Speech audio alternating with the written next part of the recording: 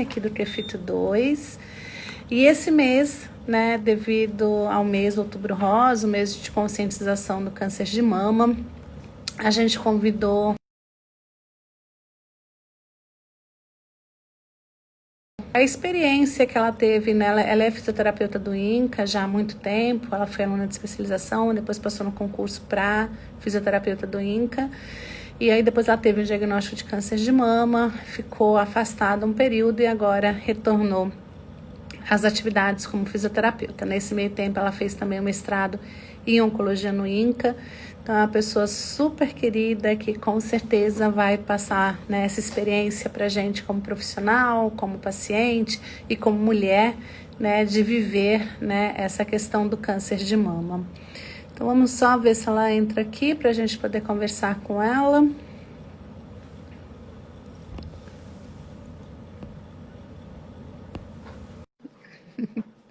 Isabel já está entrando, só um minutinho. E, gente, se vocês quiserem fazer qualquer pergunta, vocês vão colocando aqui, que aí eu vou perguntando para a Isabel. Boa tarde a todos. Oi, Isabel, tudo bom? Tudo bom, Anki? Boa noite, na verdade. Deixa eu ver se eu não estou te vendo aqui, se não está aparecendo aqui. De novo? O de novo é porque ontem a gente teve um evento que foi nosso encontro rosa, né, para discutir fisioterapia no câncer de mama. Canal Vitor. E a Isabel foi fazer a palestra dela, né, falar um pouquinho da experiência dela e não entrou. E aí ela falou, a gente ouviu a voz da Isabel, mas não vimos a Isabel. Agora não é possível que isso aconteça hoje de novo. Só um minutinho que a Isabel vai aparecer aqui a carinha dela.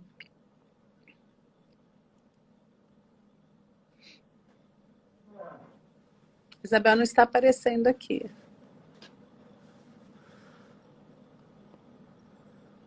Ela entrou, mas apareceu a voz dela, mas não a imagem. Só um minutinho que a gente vai resolver isso aqui, tá? Acho que ela acabou saindo, vai ter que entrar de novo. A gente está aqui no Crefito, eu e a Isabel, só que cada uma numa sala diferente. Aí a gente tem o apoio da TI, né, para nos ajudar nisso, porque embora a gente esteja tentando se virar, a gente acha que na pandemia todo mundo aprendeu a fazer live de alguma maneira, mas às vezes dá alguns errinhos.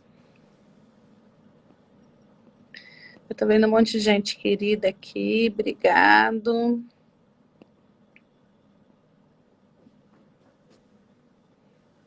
Ela ainda não solicitou entrar aqui.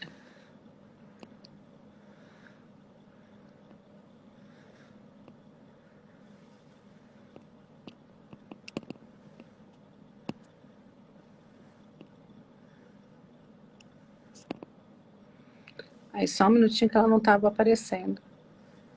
Isabel, você chegou aqui com a gente?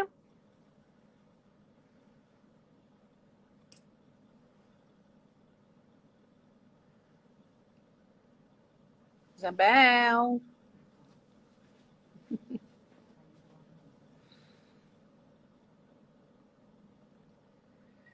Bom, qualquer coisa eu vou contar toda a história da Isabel sob o meu ponto de vista. Mas vamos esperar só mais um pouquinho, enquanto essas pessoas vão entrando também. Deixa eu ver se a Isabel aparece.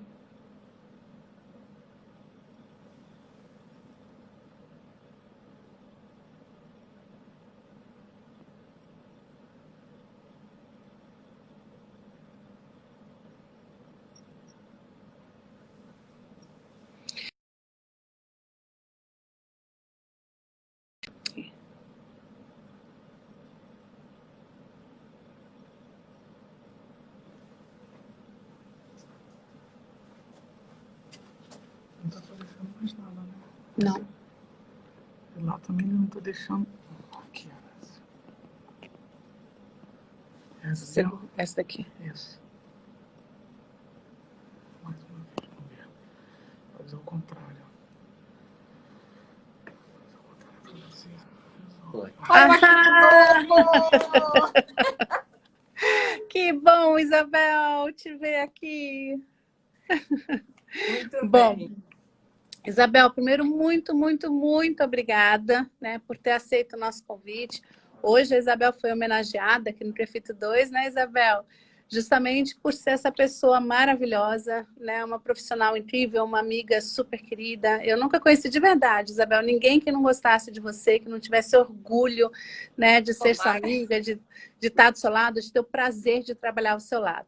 Então, Isabel, enquanto você não conseguia aparecer aqui, eu conversei um pouquinho, eu falei um pouco de você, né? Mas eu queria que você falasse um pouquinho da sua trajetória profissional rapidamente, até a gente entrar no assunto. Fala um pouquinho pra gente.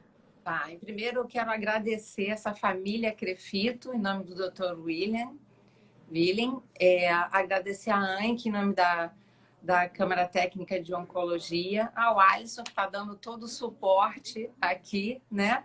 E aos meus familiares e amigos que me dão toda essa força para eu melhorar, tentar melhorar a pessoa que eu sou, né?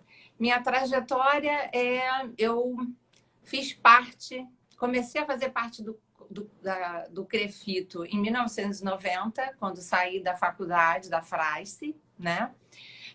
A maior parte desse período eu trabalhei em terapia intensiva em várias clínicas, né, com pacientes de várias clínicas. Em 2005, eu fiz uma especialização de fisioterapia oncológica no INCA, né? E em E que ano 2006, que foi isso? 2005, Isabel? 2005.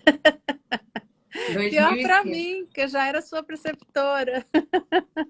Você e muitas, muitas queridas, né, que me receberam de braços abertos, não só a mim, como a minha turma e todas as pessoas que passam por lá até hoje, né?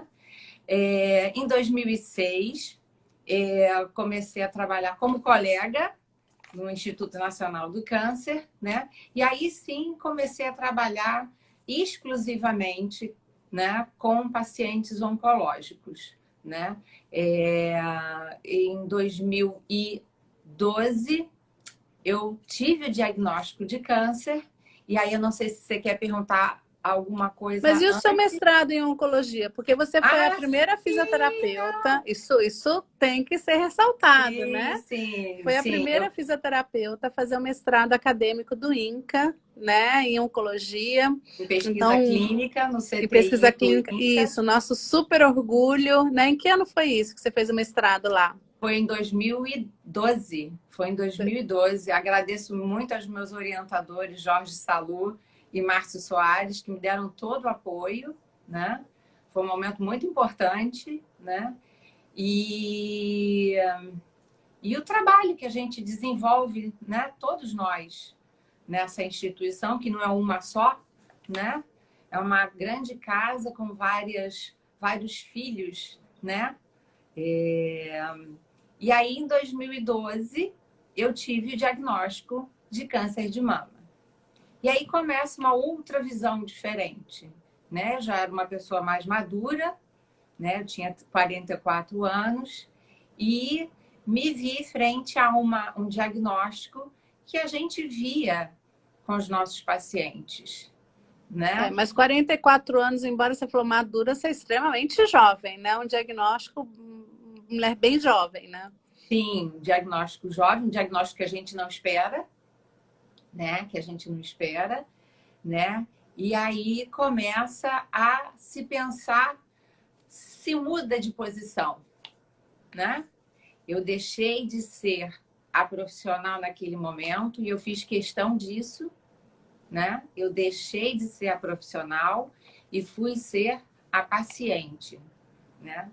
A paciente permitindo a ajuda e os cuidados de amigos, de outros profissionais, né? de uma gama de profissionais que deram todo o apoio nesse momento que todos nós precisamos quando estamos fazendo cirurgia, quimioterapia, ou a rádio, né? E no retorno, até o retorno à nossa atividade de volta, a nossa alta. Isabel, quando a gente estuda esse momento, vamos primeiro falar a questão do diagnóstico. A gente na literatura tem bem definido, né, que a gente tem algumas fases em que a mulher passa a partir do diagnóstico. Que é a primeira, né, a fase da negação, né, esse diagnóstico não é meu, não é comigo, não é possível, eu não estou sentindo nada. A segunda fase, né, é a fase da revolta, né, da raiva, da culpa, né, ou muitas vezes a mulher se culpa pelo diagnóstico, por algo que fez, ou culpa alguém, né, por ter a feito sofrer e por isso gerou o câncer, mas essa sensação de culpa, de raiva, de ódio, de falta de crença, né? Porque isso foi acontecer comigo? O que eu fiz para merecer isso? Numa terceira fase, já é a fase, não existe culpa, não tem jeito, eu tô com câncer, eu vou ter que cuidar, né? Mas fico muito triste, né? Então, entre aquela fase da tristeza, não necessariamente depressão, mas sintomas depressivos. E a quarta fase é a fase da aceitação. E o que a literatura diz é que entre essas fases pode passar horas, né, em minutos, a partir do diagnóstico, você pode passar por todas essas fases, em 10 minutos você já está na fase da aceitação, ou não. Ou algumas mulheres, mesmo que o tratamento já tenha sido realizado ou está no meio do tratamento, ainda pode estar numa dessas fases. E quando a gente atende um paciente, muitas mulheres ainda vão para o centro cirúrgico e falam assim, não, eu tenho certeza, vai chegar no centro cirúrgico, o médico vai ver que não é nada, não vou operar minha mama, né? Ainda está na fase da negação, mesmo num pré-operatório. Então, como é que foi isso para você? Você consegue reconhecer essas 4 fases? Você acha que elas aconteceram? Como é que foi, assim, em relação a essas fases para o seu diagnóstico? Então, eu não sei definir, né, se isso varia de pessoa para pessoa, maior ou menor tempo. Eu acho que, para mim, a negação, o luto, foi muito rápido, né?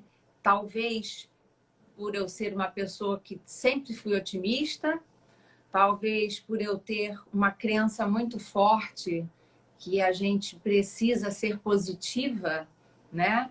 Para ajudar também no tratamento. Mas, assim, o primeiro impacto é realmente você não acreditar. Que por mais que você faça um exame, você tem, isso aí vai ser só um sustinho, vai dar tudo certo, né? Ainda mais que foi numa janela, né, bem curta, né? Então eu ainda estava recém feito os exames, né? A mamografia, os ultrassons, todos aqueles exames anuais que a mulher faz.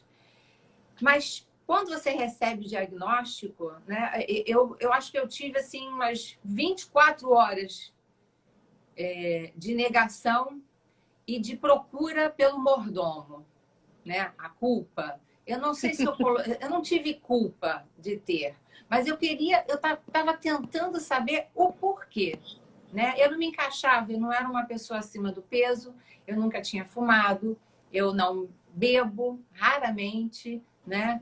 Eu era uma pessoa que me alimentava bem, né? Que fazia atividade física, poderia não ser uma atividade física extrema, mas eu era uma pessoa muito ativa e eu tive diagnóstico, mas tinha um ambiente, tinha a história de família, então eu estava tentando, a gente tenta procurar qual é o momento, qual é o motivo pelo qual aquilo aconteceu comigo. Era o estresse? Eu sou uma pessoa agitada? Não sei. E aí, Mas você conseguiu identificar algum fator de risco? Era história familiar, por exemplo? Você tinha família, tinha alguém da eu tenho família? história e eu até desconfio isso mais hoje. Porque depois que eu tive o diagnóstico, a minha tia teve diagnóstico, duas primas tiveram diagnóstico, né? Mas isso foi depois do meu, né? Eu acho que o estresse favoreceu muito, né? Mas eu não posso afirmar. Não posso, né? Mas foi assim, eu acho que foi um momento muito rápido, né? Eu me dei algumas horas de isolamento, então eu saí, andei muito, eu andei praticamente 4 horas direto até estar fadigada, né? E já voltei para casa sabendo que eu tinha uma consulta. E a partir daí, eu olhei para frente e falei, não, Não tem jeito. É isso, é fato. E o que eu tenho que fazer? A partir de agora, eu vou fazer o que é necessário. O que os profissionais me disserem que eu preciso fazer, eu vou fazer, independente do que for. Eu Então, você acreditei no demorou. programa. Então, você demorou mais ou menos assim. Você passou por essas fases, mas em 4 horas você já estava na última fase de aceitação. Bora, De vamos tratar. aceitação. Claro que você não aceita sorrindo, Não. né? Quando inicia, a gente quer trazer o melhor, né? A experiência, mas existem momentos difíceis que podem ser diferentes de mim para outra pessoa. Então, o momento do pós-operatório me foi um momento difícil, né? Pelo incômodo, mas eu levava aquilo. O momento do pós-quimioterapia, a fase em que eu tinha náuseas, e era uma semana que eu chamava da semana de bode. Um mês eu tinha 3 semanas maravilhosas, eu fazia tudo. Mas naquela semana do bode, a semana após o QT, era a semana que eu realmente ficava arriada. Eu ficava triste em alguns momentos? Ficava, mas eu fugia desse pensamento. Eu não acho que isso é negação, eu acho que isso é você também se permitir não ficar, não cavar um buraco e esconder a cabeça como um avestruz. Eu digo que isso é um enfrentamento, né? Quando a gente enfrenta algumas situações que a gente não escolheu estar ali, óbvio que a gente fica triste. Mas assim, eu acho assim, se o paciente, se a pessoa quando descobre que está com câncer de mama não fica triste, em alguns momentos ele está negando, né? Porque ninguém fica feliz por ter um câncer, né? Claro que não, não foi uma escolha nossa, não foi, né, aquilo que a gente queria. Né? Mas é claro que em vários momentos você está enfrentando uma situação, em vários momentos você fica triste. Né? Mas... Nesse momento, eu acho muito importante, Anki, a ajuda dos amigos, dos familiares dando suporte e da crença, independente de qual ela seja. Eu não estou aqui dizendo que uma é melhor do que a outra, não. Mas você ter a confiança, primeiro em você, né? E de que existe algo maior que está te dando suporte, né? Eu agradeço muito ter descoberto numa passagem de mão, que não foi nem um exame, estava passando a mão e senti o nódulo, né? Então, assim, eu agradeço esse momento, que foi um momento de preocupação, mas eu agradeço. Não, com certeza. E, Isabel, você conseguiu, então, nesse momento, então, que você, não, eu vou tratar, vou buscar tratamento, você conseguiu sair do papel de profissional e se colocar no papel de paciente? Ou em algumas vezes você se via meio que nos dois papéis? Enfim, como é que foi isso para você, de sair de um papel e se colocar no outro papel? Eu me permiti muito ser paciente. Me permiti muito. Né? E agora, é claro que a gente não esquece o lado profissional, né? Então, eu fui orientada a fazer, a ter os cuidados, né, por amigas que trabalhavam comigo. Eu fui orientada aos exercícios que eu poderia ou não fazer em determinadas etapas, mas eu, como profissional, eu também me fazia. Então, eu tinha aquele horário ou um momento do dia em que eu fazia assim, eu me aplicava. Uhum. Mas eu tentava não interferir, né, como profissional da saúde, né, com os outros profissionais me tratando. Claro que as dúvidas surgem, né, e às vezes nesse momento todo mundo fala, é horrível ser da área da saúde você conhecer determinados situações, né? Mas eu tentava evitar esse tipo de coisa. E tem aquela frase, né, que eu ia te perguntar agora, mas você já meio que antecipou, né? Que a gente fala assim, a ignorância é um santo remédio. Né? Nesse caso, você não tinha esse remédio da ignorância. Isso te ajudou, te atrapalhou? Eu acho que foi meio a meio. Eu tentava contrabalançar. Quando eu começava a pensar muito, não, eu não sou a única.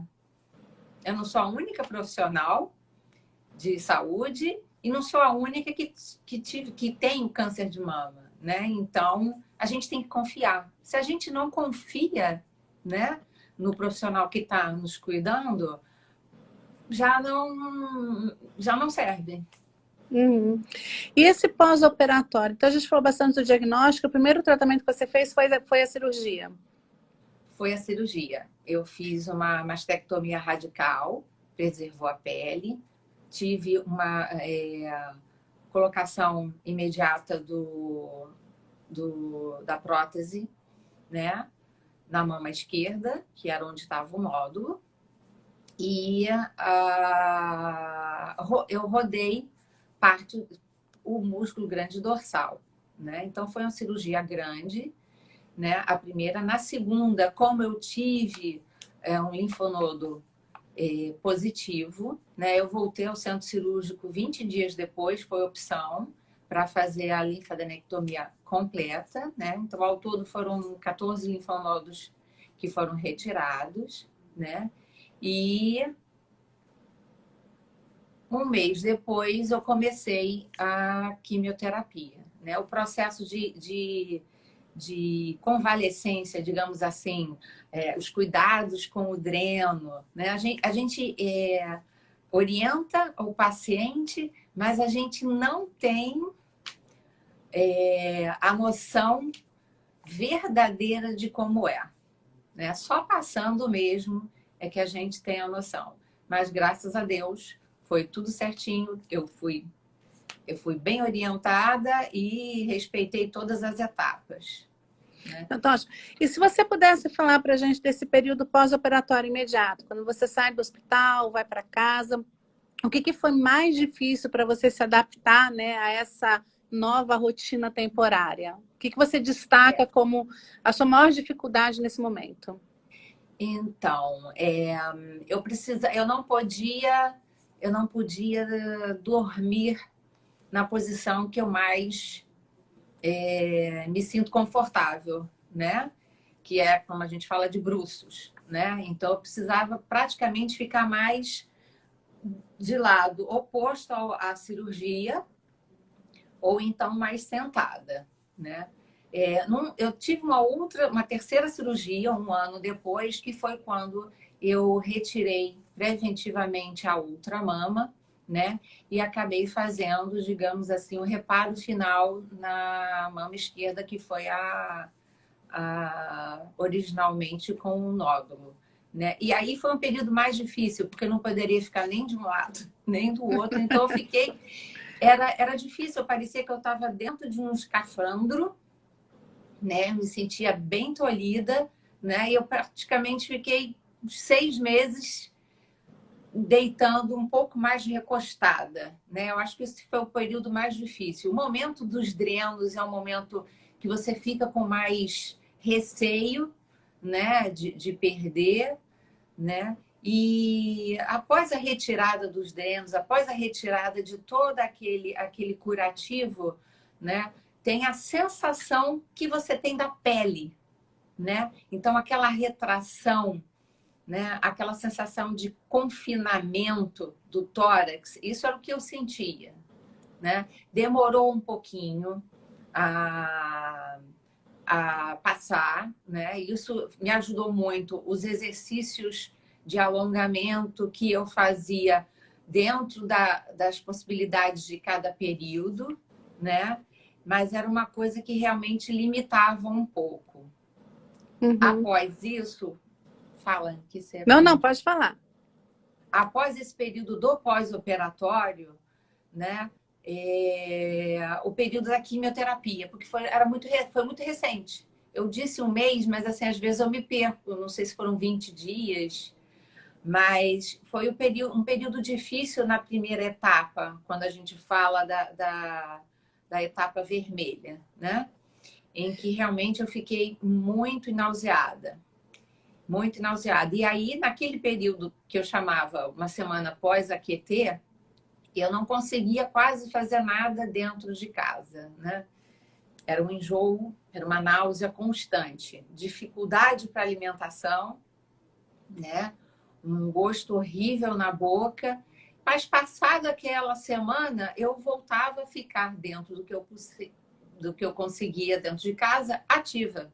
Passeava com o meu cachorrinho na rua, era o momento em que ele me levava para fazer a caminhada, então ele também me ajudou, né? Ficava ativa dentro de casa, inventava várias coisas para fazer e às vezes eu fazia não tudo no mesmo momento, porque tinha fadiga, tinha o cansaço, né? Então eu começava com uma atividade, né? Não terminava aquela atividade, mas eu mudava para outro. Então, se eu fazia uma atividade em que eu ia precisar movimentar muito as minhas pernas, eu passava para uma outra atividade em que eu ia movimentar mais os braços. E aí depois eu voltava para aquela anterior, né? Então, eu não deixava de fazer, né, o movimento, seja ele qual for, mas eu também não me permitia ficar cansada. E me permitia o período de repouso, de descanso. E você percebeu nessa fase da químio as alterações cognitivas, que a gente sabe que durante a quimioterapia tem muita alteração cognitiva e que eu quero chamar a atenção disso porque o fisioterapeuta normalmente ele ignora isso e a gente pode fazer uma série de coisas para melhorar essas alterações cognitivas, mas a gente ignora por desconhecimento do profissional mesmo, né? A gente não sabe o impacto dessas alterações cognitivas, né, e o quanto a gente pode colaborar. Então, o que a gente vê na literatura é que muitas mulheres, durante a químio, elas têm falta de concentração, elas têm perda de atenção. Então, às vezes, até para assistir um filme, uma novela que elas gostavam de assistir, fica difícil, porque você começa a assistir, daqui a pouco você se distrai, você volta, você não sabe mais o que aconteceu na cena anterior. Ou você vai, por exemplo, fazer uma atividade. Você levanta para ir na cozinha buscar um copo d'água. Quando você chega na cozinha, você não sabe o que você foi buscar. Então, você tem essas alterações, né? Que às vezes a gente só é um esquecimento, mas isso pode ter um impacto, né, enorme, né, nas suas atividades. E além da questão da angústia, né? Coisa assim, poxa, eu não dou mais conta das coisas que eu tenho que fazer. É aquilo que você gasta 2 horas, você não fez aquilo que você levantou para fazer, você não sabe nem o que você fez, né? Então, você sentiu isso? Como é que foi para você essas alterações cognitivas? Foi bom você ter perguntado, porque eu até tinha me esquecido dessa situação. E às vezes, quando é numa pessoa um pouco de mais de idade, a gente já pensa, porque já tinha um pouquinho de perda de memória, né? Ou está estressada, e não é. É aquela coisa de você querer lembrar o nome de alguém e você esquecer. Você vê a pessoa na sua frente, você não consegue lembrar o nome. Ou você pede um objeto, por favor, me passa o saleiro. Você não lembra do nome do diabo do saleiro, né? E não era só a questão também cognitiva, né? Eu acho que tinha uma irritabilidade também, um pouquinho de falta de paciência em alguns momentos, né? E eu senti, não sei se a maior parte das pessoas sente, eu senti um pouquinho da perda da visão. Eu senti um pouquinho de perda de visão e dessa memória. E isso demorou, viu? Demorou um pouquinho mais. Não era com tudo, mas era assim, numa conversa, eu esquecia de vários nomes de objetos ou pessoas. Isso era clássico. E isso eu acho bacana a gente falar, porque é uma importante área, né, que a fisioterapia pode, né, trabalhar tanto na prevenção como no tratamento, e que a gente acaba, né, não se dando conta mesmo como profissional. E isso impacta tanto na vida dessas mulheres, né, porque você imagina. E eu acho que está muito associado com a questão da irritabilidade, porque você vai fazer uma coisa, você não consegue fazer uma coisa que antes você fazia sem nem pensar, né? E até aí acaba virando um ciclo vicioso, porque isso te causa, né, mais irritação, você fica mais triste, você fica mais estressada e também acaba podendo ter alguma alteração de sono. Né? E que essa era outra pergunta que eu ia te fazer. Porque se a gente não dorme bem, né, não adianta, a gente não passa o dia bem. Né? E a gente às vezes não sabe entender qual é a relação entre todas essas coisas, mas elas estão totalmente relacionadas. Aí eu te perguntar, e as alterações do sono? Você dormia bem? Como é que era essa questão do seu descanso, do seu repouso? Eu acho que a questão da dificuldade, da insônia, tem mais a ver com a medicação durante a pré-quimioterapia. Então, a gente precisa usar uma grande quantidade de corticoide, né? Antialérgico, corticoide. E nessa semana era muito difícil conciliar o sono. Às vezes, já teve dia de eu conseguir ficar mais de 24 horas no ar. E aí a irritabilidade realmente é maior, né? Então, eu acho que nesse período da pré-QT, ou do período em que você precisa estar com uma quantidade maior de corticoide por algum motivo, o sono é pior. E é ruim, né? Porque, para mim, o que me relaxa é o sono noturno. É o sono noturno, né? E não é só o sono também, não. A questão da alimentação, eu não conseguia fazer uma refeição completa. Eu comia muitas vezes quantidades muito pequenas, né? E aí a nutrição, a questão da orientação da nutricionista é importantíssima, né? Naqueles alimentos, principalmente na semana da pós-QT, naqueles alimentos que vão diminuir ou ajudar a diminuir a náusea, porque você não consegue, às vezes, nem beber água. Nem beber água. Se eu tinha uma perda de memória, em compensação, eu tinha um olfato assim super apurado. O paladar era menor, mas o olfato era super apurado. E você tinha, a gente sabe que essa náusea, né, a gente pode ter uma náusea, né, antecipatória, né, uma náusea aguda e uma náusea tardia, né? Então, a partir do primeiro episódio de náusea induzida pela quimioterapia, muitas mulheres, só de saber que vão fazer quimioterapia, já se sentem nauseadas. Você teve essa náusea antecipatória ou não? Como é que foi? Eu podia chamar de náusea emocional. Porque eu já tenho 8 anos, né, do diagnóstico, ainda sou acompanhada, e quando eu vou no lugar onde eu fazia QT e eu olho para a vasilhinha onde tinha balinhas que eles ofereciam, eu olho para a balinha, eu lembro e fico enjoada. Sintomas, né? O cheiro do lugar onde eu fiz quimioterapia, do prédio, quando eu sinto aquele cheiro, é como se eu quisesse ficar enjoada. Então, eu acho que é algo bem assim da memória de um momento ruim, né? Uhum. Então, quando eu chegava para fazer quimioterapia, né, que eu entrava naquele ambiente que tinha um cheiro diferente, não sei te dizer se era cheiro do remédio, se era cheiro de algum produto, não sei. Mas era um cheiro característico. Aquilo já começava a me dar uma certa angústia. Vou ficar enjoada, vou entrar na minha semana de bode. Mas, assim, teve início, teve meio e está tendo fim. Não, isso é ótimo. Importante. O fim e um outro recomeço, né? Agora, uma coisa que as mulheres sempre falam, Isabel, em relação à queda do cabelo. Você teve queda do cabelo? Como é que foi isso para você? Lembrei muito daquela novela em que a Camila? Dickman... Eu acho que o personagem era a Camila. Está reprisando agora, se eu não me engano. Então, assim, isso para mim era o mínimo, né? Eu não me importava em perder o cabelo desde que o tratamento fosse eficaz. Isso não era importante.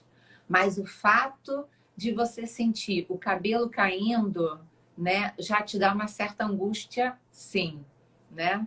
Eu acho que o cabelo um dos símbolos muito fortes para a mulher, independente de ser longo, de ser curto, louro, moreno, seja como for, né? Então, para fazer a cirurgia, eu já tinha cortado, para a quimioterapia, já tinha diminuído mais ainda, e eu quis cortar bem curtinho. O meu cabeleireiro falou: não, ainda dá para segurar mais um pouquinho. E quando, na segunda, terceira semana depois de iniciada a quimioterapia, começo a sentir aquela queda dos tufos, né? E aquilo começa a irritar também, porque coça o corpo, fica na roupa de cama, você vê no chão aquela quantidade, você não consegue pentear. E aí eu decidi passar a máquina, né? Então, assim, foi uma comoção no salão, me vendo passar a máquina, né? Foi um dia difícil. Lembro até hoje, foi feriado de um dia 7 de setembro. Então, foi no dia 6 de setembro de 2012, né? Mas do mesmo jeito que eu tive aquela tristeza naquele momento, né? E assim, eu posso pontuar alguns momentos em que eu fiquei muito triste, mas foram momentos, né? Esse foi um deles. Foi o diagnóstico, né? Foi a raspar o cabelo, né? Que foi muito difícil, né? Mas ele voltou. Ele voltou e voltou de uma forma que eu nunca tinha imaginado, porque ele voltou todo encaracolado. Então, você imagina eu com cabelos encaracolados. E já cresceu tanto que eu já cortei várias vezes e já não consigo mais deixar o cabelo grande. Gostei do cabelo mais curto. Então, E a gente tem depende alguma... muito de quanto você dá de importância, né, para isso. Eu acho que o mais importante é a tua saúde. Mas é sempre um momento muito difícil, né? É impossível você raspar, perder o cabelo, raspar a cabeça e não ficar triste com isso. Porque não é... É diferente quando você tem a opção, eu quero raspar minha cabeça porque eu acho bacana. Sim. Né? Outra coisa Sim. é eu vou raspar minha cabeça porque eu estou tratando um câncer, né? Mas é um momento, assim, de muita imposição, né? Foi te imposto, digamos assim, ter o câncer. Foi te imposto você precisar fazer a cirurgia ou todos os outros tratamentos. Então, é uma necessidade por um bem maior depois. Exatamente. A gente tem aqui algumas perguntas, vamos só aproveitar aqui. A Eliane fala como você conseguiu se socializar, ter momentos de lazer e de alguma forma sentir prazer com alguma coisa nesse momento do diagnóstico e do tratamento. Isabel?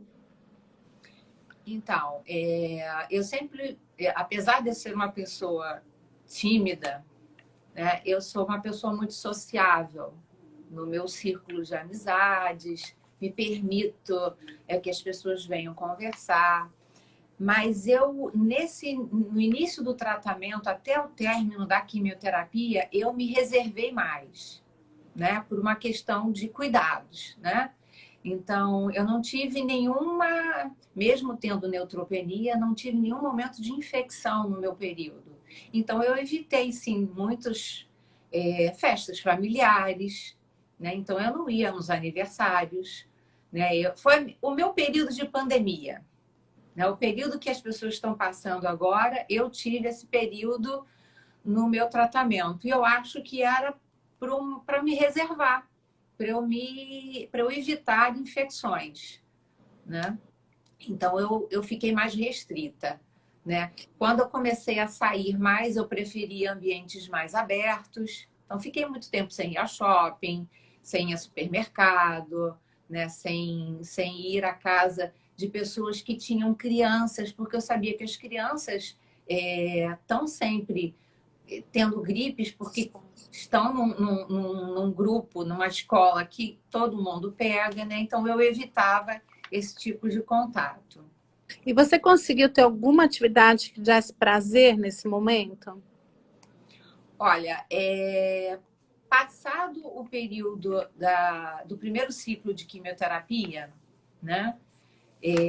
Quando eu comecei a iniciar o segundo ciclo com o paclitaxel, que era semanal, eu já voltei a fazer a yoga. Eu já tinha começado a fazer yoga antes, né, do meu diagnóstico. Era uma coisa que me dava muito prazer, me centrava, me tranquilizava.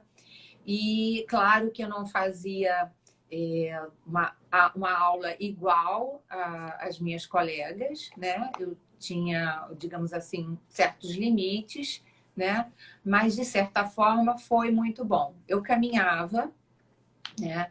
Para voltar à academia, uma atividade mais, digamos assim, coordenada, né? Um gasto energético maior, eu deixei passar 1 ano e meio, mais ou menos, né? Então, eu Mas você fazia se manteve atividades ao ar fisicamente livre. ativa nesse período, né? Caminhada, fazendo yoga. Sim, e eu aproveitava as coisas de casa como uma atividade em que eu ia gastar, né? E que eu ia fazer exercício também, né? Como fisioterapeuta, a gente trabalha muito com o braço. Então eu senti nos meus 2 braços tendinite, né? Que melhorou muito com o fortalecimento. Mas como eu não queria, nesse primeiro momento, voltar para uma academia, eu fazia atividade em casa, né? Então, sempre que eu podia, eu estava ativa, seja na rua ou seja em casa. Deixei a academia para um segundo momento, né? E quando voltei, eu voltei assim também para um lugar pequeno, com poucas pessoas, alguém só comigo me orientando, né? Para depois, posteriormente, eu ir voltar para uma atividade coletiva. Tá ótimo. A gente tem mais aqui alguns comentários. A fisioterapeuta Luísa, ela fala que também ficou com náusea pelo cheiro, que lembra químio, né? Então, bem parecido com o seu relato. A Cássia pergunta se você fez uso de Herceptin durante o seu tratamento. Você tinha HER2 positivo? Não. O Não. meu Então, era hormônio estrogênio e estrogênio progesterona e positivo. progesterona. Então, era a O que luminal eu A, que é o faço, melhor, que é o melhor de todos, né? O mais bonzinho. A Kelly pergunta se você teve o que eu alteração na fiz foi, sensibilidade em mãos e... eu tirei Oi? a soja da minha vida. É. Tirei A a Kelly soja da minha pergunta se você teve alteração na sensibilidade nas mãos e pés, que é a neuropatia induzida por quimioterapia. tive. Quando eu comecei a fazer o segundo ciclo, que foi o paclitaxel, eu senti e durou um bom tempo. Não me incomodava, não me atrapalhava na caminhada, não tropeçava por conta disso, mas eu tinha assim na ponta dos dedos da mão e no calcanhar. O calcanhar, então, os calcanhares, foi algo que demorou assim, sei lá, mais de 1 ano e meio, né? Senti assim. E a gente tem aqui um monte de comentários, Isabel, te elogiando, falando que você é maravilhosa, que você é incrível, que você é um lindo exemplo, e eu concordo Vou com acabar todos achando. eles. Não, você é uma pessoa incrível, né? E a gente realmente tem, eu falei isso no início, a gente tem muito orgulho, né, de estar ao seu lado, de trabalhar com você, de verdade. A gente já está chegando aqui ao final. Mas assim, a gente vai te chamar várias vezes para estar perto da gente, tá? A gente precisa do seu exemplo, a gente precisa da sua força e a gente precisa da sua experiência, né? Como mulher, como pessoa, como fisioterapeuta, né? Porque a gente não falou muito do lado profissional da Isabel, mas a Isabel é um modelo para gente, né? Ela, além de ser uma ótima profissional, ela também, né? Ela fez o mestrado, ela trabalha com a pesquisa, ela tem uma parte de chefia. Então, assim, a Isabel é um profissional completo. Então, muito obrigada. E aí, Isabel, eu queria que você falasse um pouquinho, assim, que você concluísse para a gente, né, essa questão toda que você passou, da sua história, para a gente poder encerrar daqui a pouquinho. Eu acho que se eu sou um ser humano melhor, né, eu tenho que agradecer as dificuldades que eu passei, né? Cada um tem a sua história, né? Então eu estou escrevendo a minha, né? Mas isso tudo também com a participação de todos vocês. A minha família foi muito importante, né? Eu acho que se eu sou uma profissional um pouco melhor, eu também sou uma mãe um pouco melhor, uma esposa um pouco melhor, uma amiga um pouco melhor. É assim que eu tento ser, né? E se você me permite, eu queria ler uma pequena historinha que durante o período eu recebi várias mensagens, né? E se não me engano, naquela época não era WhatsApp, era por PowerPoint, estou entregando, por PowerPoint, né, no computador. Eu não sei E como a gente viveu um dia sem o WhatsApp, né, Isabel? é verdade. Mas tem Pode, uma que, o tempo é assim, todo seu.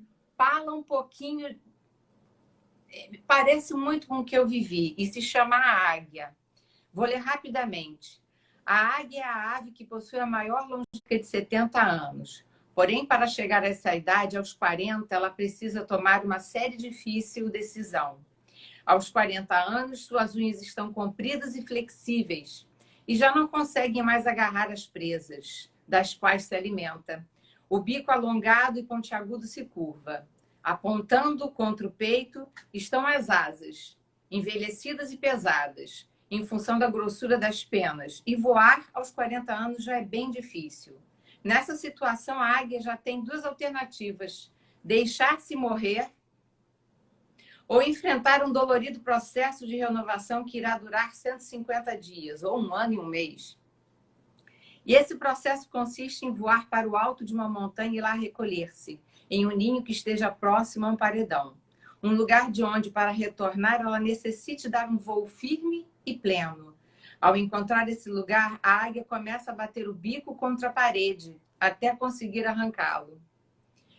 Enfrentando corajosamente a dor que essa atitude acarreta. Espera nascer um novo bico, com a qual irá arrancar as suas velhas unhas. Com as novas unhas, ela passa a arrancar as velhas penas. E só após 5 meses, renascida, sai para o famoso voo de renovação, para viver então por mais 30 anos. Muitas vezes em nossas vidas temos que nos resguardar por algum tempo e começar um processo de renovação. Devemos nos desprender das más lembranças, dos maus costumes e outras situações que nos causam dissabores para que continuemos a voar um voo de vitória. Somente quando livres do peso do passado, pesado às vezes, poderemos aproveitar o resultado valioso que uma renovação sempre traz. Destrua, pois, o bico do ressentimento, arranque as unhas do medo, retire as penas das suas asas dos maus pensamentos e alce um lindo voo para uma nova vida.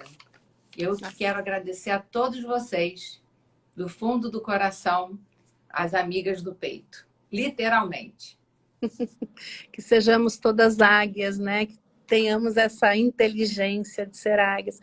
Então, Isabel, olha, muito obrigada. Eu sou cada dia mais apaixonada por você. Obrigada mesmo por tudo.